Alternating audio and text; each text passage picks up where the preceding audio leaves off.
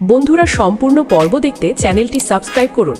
রূপাই দ্রুত বাড়ির ভেতরে ঢুকছে। তার সঙ্গে রয়েছে ওষুধের দোকানের সেই কর্মচারী যার কাছে কাকিমণি গোপনে গিয়েছিল।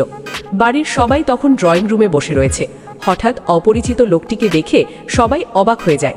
জেঠুমণি প্রশ্ন করেন, এই কে? তখন রূপাই আত্মবিশ্বাসের সঙ্গে বলে, আজ অনেক দিনের রহস্যের উত্তর দিতে এসেছে এই মানুষটা। লোকটি ধীরে ধীরে সামনে এগিয়ে এসে কাকিমণির দিকে আঙুল তুলে বলে, আমি এই মহিলাকে খুব ভালো করেই চিনি। উনি কয়েক মাস আগে আমার দোকানে এসেছিলেন, ফুড পয়জনিংয়ের ওষুধ নিয়েছিলেন এবং আমাকে বলেছিলেন যেন বিষয়টা কাউকে না জানাই। কথাটা শুনেই পুরো ঘর নিস্তব্ধ হয়ে যায়। কাকিমণি প্রথমে অস্বীকার করার চেষ্টা করে। সে বলে, মিথ্যে কথা, আমি এই লোককে চিনি না। কিন্তু লোকটি তখন নিজের মোবাইল বের করে দোকানের সিসিটিভি থেকে তোলা একটি ছবি দেখায়। ছবিতে স্পষ্ট দেখা যায় কাকিমণি দোকানে দাঁড়িয়ে ওষুধ কিনছে। এবার আর কারো সন্দেহ থাকে না। রেহানের কাকার রাগে ফেটে পড়েন। তিনি ঘরে ঢুকে একটি ব্যাগ নিয়ে এসে কাকিমণির সামনে ছুঁড়ে দিয়ে চিৎকার করে বলেন, এই বাড়িতে এতদিন তুমি আমাদের সবাইকে ঠকিয়েছ, আমার ভাইপোর জীবন নষ্ট করার চেষ্টা করেছ। আর এক মুহূর্তেও তোমাকে এই বাড়িতে দেখতে চাই না, বেরিয়ে যাও। কাকিমণি কাঁদতে শুরু করে, কিন্তু এবার কেউ তার পাশে দাঁড়ায় না। মিশকা দূরে দাঁড়িয়ে সব দেখছিল।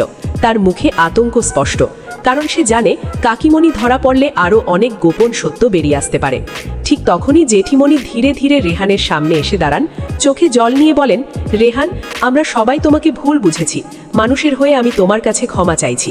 কথাটা শুনে রেহানের চোখও ভিজে ওঠে, কিন্তু সে কিছু বলতে পারে না। রেহানের মা এত সহজে বিষয়টা মেনে নিতে পারেন না। তিনি রেগে গিয়ে বলেন, ক্ষমা চাইলেই সব শেষ হয়ে যায় না।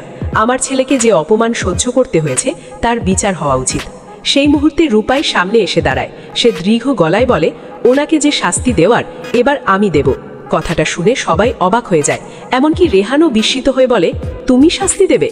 রূপাই কিছুক্ষণ চুপ থাকে, তারপর বলে, হ্যাঁ, কারণ শুধু আইনগত শাস্তি নয়, মানুষকে নিজের ভুলের মুখোমুখি দাঁড় করানো একটা শাস্তি।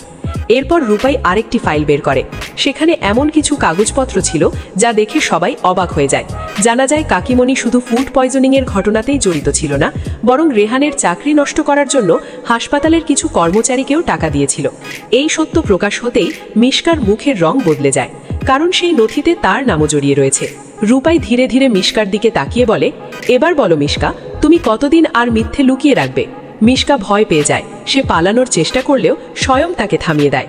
তখন মিশকা কান্নায় ভেঙে পড়ে এবং স্বীকার করে যে রূপাইয়ের বিরুদ্ধে অনেক ষড়যন্ত্রের কথা সে জানত। এদিকে রেহান এক কোণে দাঁড়িয়ে সব শুনছিল। তার মনে হচ্ছিল জীবনের সবচেয়ে অন্ধকার সময়টা হয়তো শেষ হতে চলেছে। এতদিন যাদের জন্য অপমানিত হয়েছে, আজ তাদের মুখোশ একে একে খুলে যাচ্ছে। হঠাৎ দরজার বাইরে পুলিশের গাড়ির শব্দ শোনা যায়। তদন্তকারী অফিসার ভেতরে এসে জানান, নতুন কিছু প্রমাণ পাওয়া গেছে। আর সেই প্রমাণ অনুযায়ী রেহানের বিরুদ্ধে আনা বেশিরভাগ অভিযোগই পরিকল্পিত ষড়যন্ত্র ছিল। এই কথা শুনে পুরো পরিবার স্তব্ধ হয়ে যায়। জেঠুমণি এবার রেহানের হাত ধরে বলেন, আজ থেকে কেউ আর তোমাকে অপমান করবে না, আমি কথা দিচ্ছি। রূপাই তখন মৃদু হেসে রেহানের দিকে তাকায়।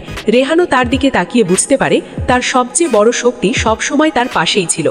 কিন্তু গল্প এখানেই শেষ নয়, কারণ ঠিক তখনই তদন্তকারী অফিসার বলেন, আমাদের কাছে আরও একটি ভিডিও রয়েছে। আর সেই ভিডিও দেখার পর আপনারা এমন একজনের নাম জানতে পারবেন যাকে কেউ কখনো সন্দেহও করেনি। এই কথা শুনে সবাই একে অপরের দিকে তাকাতে থাকে, আর মিশকার চোখে আবারও ভয়ের ছায়া নেমে আসে। জেঠুমণির প্রশ্নের উত্তরে রেহান আর কিছু বলতে পারে না। এতদিনের অপমান, কষ্ট আর অবহেলার কথা মনে পড়তেই তার চোখ ভিজে ওঠে, কিন্তু সে নিজেকে সামলে নেয়। ঠিক তখনই রূপাই এগিয়ে এসে রেহানের পাশে দাঁড়ায়। তার উপস্থিতি যেন রেহানকে নতুন করে সাহস দেয়। তদন্তকারী অফিসার এবার ফাইল থেকে আরও কয়েকটি নথি বের করেন। তিনি জানান, হাসপাতালের সিসিটিভি বন্ধ করার জন্য যে কর্মচারীকে টাকা দেওয়া হয়েছিল সে ইতিমধ্যে জবানবন্দি দিয়েছে। শুধু তাই নয়, টাকা দেওয়ার সময়কার একটি অডিও রেকর্ডও পাওয়া গেছে। এই কথা শুনে মধুর পায়ের নিচ থেকে যেন মাটি সরে যায়। সে বারবার বলতে থাকে, আমি কিছু করিনি, আমাকে ফাঁসানো হচ্ছে। কিন্তু এবার রূপাই চুপ থাকে না।